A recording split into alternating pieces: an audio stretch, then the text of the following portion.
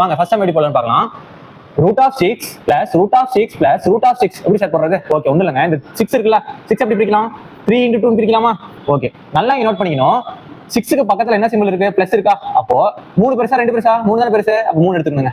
Okay என்ன sir இது? அவ்வளவுதாங்க. சப்போஸ் இங்க மைனஸ் இருந்துச்சுன்னா, மைனஸ் இருந்தா ஒண்ணு இல்லைங்க, மைனஸ்னா சின்ன நம்பர் எடுத்துக்கணுங்க, பிளஸ்னா பெரிய நம்பர் எடுத்துக்கணும், மைனஸ்னா சின்ன நம்பர். அப்படின்னா 2 இங்க என்ன இருக்கு? பிளஸ் இருக்கு, அப்பனா 3 எடுத்துக்கிட்டேன். ஓகே அடுத்து 12 எப்படி பிரிக்கலாம்? 3 × 4 பிரிக்கலாமா? முடிஞ்ச அளவு எவ்வளவு சின்னதா நம்மளால பிரிக்க முடியுமோ அப்படி பிரிக்கணுங்க. ஓகே இங்க என்ன இருக்கு? பிளஸ் இருக்கா? பிளஸ் என்ன? பெரிய நம்பரா? பெரிய நம்பர் என்ன? 4 அவ்வளவுதாங்க. ஓகே அடுத்து பார்ப்போம். தேர்ட் சம் √7 என்ன சார் இது? இங்க பிளஸ் இல்லையே, நல்லா கவனிக்கணும். இங்க பிளஸ் இருந்தா தான் பிரிக்கணும், பிளஸ் இல்லனா √7 போ, அப்பனா ஆன்சர் 7ங்க. அவ்வளவுதான். அப்ப √2 ஆன்சர் 2ங்க. அவ்வளவுதான். நல்லா நீங்க கவனிக்க வேண்டியது, இங்க பிளஸ் இருக்கா இல்லையா? பிளஸ் இருந்துச்சுன்னா பிரிச்சு, பிளஸ் இருந்தா பெரிய நம்பர், மைனஸ் இருந்தா சின்ன நம்பர், எதுவுமே கொடுக்கலையா? அப்பனா அதுதாங்க அப்படியே ஆன்சர். அவ்வளவுதாங்க. தேங்க்யூ.